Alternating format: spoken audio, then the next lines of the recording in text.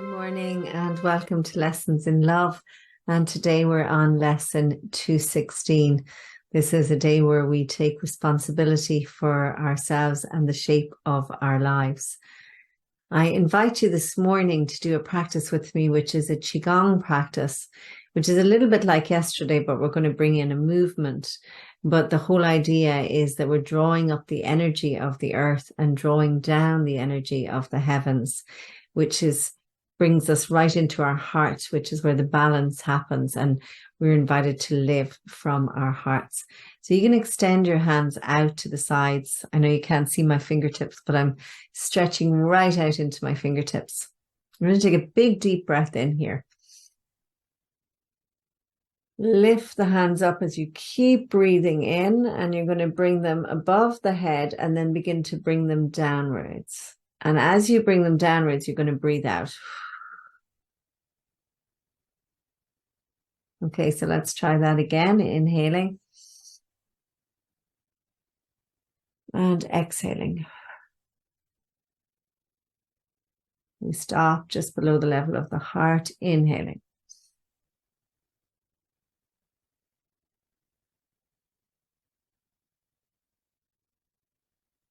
And we'll just do one more time. Deep breath in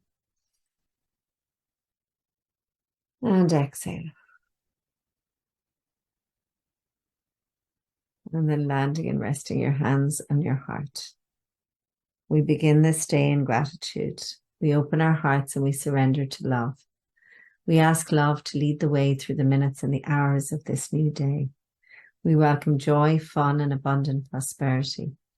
We recognize that all encounters are wholesome and that all experiences can be met with a peaceful heart that is anchored in the truth, that we are one, that we are love, and that we are free. We release these words now and we let it be.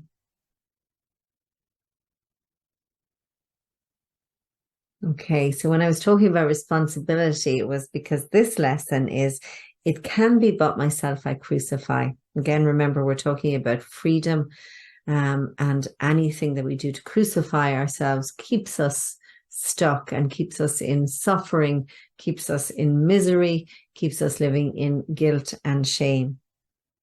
So all that I do unto myself. If I attack, I suffer. So if we attack another, there is always suffering involved for us, because there is no other, there's only a seeming other. And when we attack, we're just projecting something that is inside in us outwards onto another, because we don't want the responsibility of it, or we don't want to look at it, or we don't want to know about it. But if I forgive, salvation will be given me. So if I am very quick, to recognize, and there's always opportunities again and again, remember, but if I'm quick to recognize, that this is something I can just forgive as it's happening, as I see myself doing it, or as I feel myself about to attack, or even if I've already attacked, if I move into this space of forgiveness, both for myself and the seeming other, then salvation is there for me. So then freedom is there for me, ease is there for me, grace is there for me. They're all awaiting me. They're all at the other side of forgiveness, at the other side of attack, or the extension of attack is misery and suffering. So, which would I rather, ease and grace, or misery and suffering?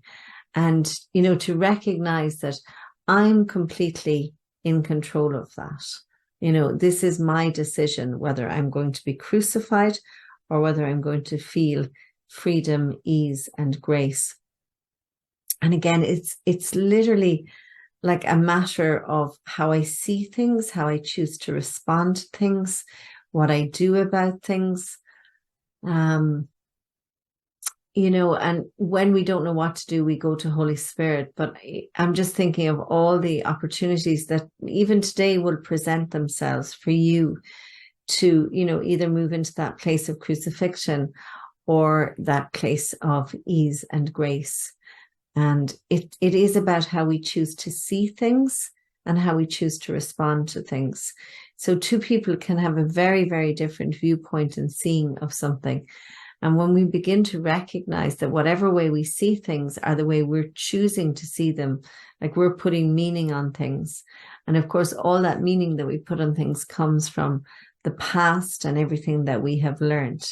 But if we come right into the here and now, we recognize that in the here and now, at the level of the love that we are, there's nothing even happening. There's actually nothing really happening. Love is just always there, still and quiet and underneath the surface. And it's those taking the pauses when we're in any situations and circumstances to notice that in the now, I am okay and everything is okay. So we're used to reacting very quickly to things, or we're used to ruminating over things and letting things boil and fester and bubble up. But if we can actually just really stop and get beneath stuff, and forgiveness is what helps us get beneath. It's that willingness. It's that saying, yes, I am willing to see this differently. I am willing to not be crucified. I am willing to be blessed by this situation. And, all situations have the potential to either polish us or punish us, depending on how we choose to see them. So the next challenging thing that seems to come your way, remember this. It can be but myself I crucify.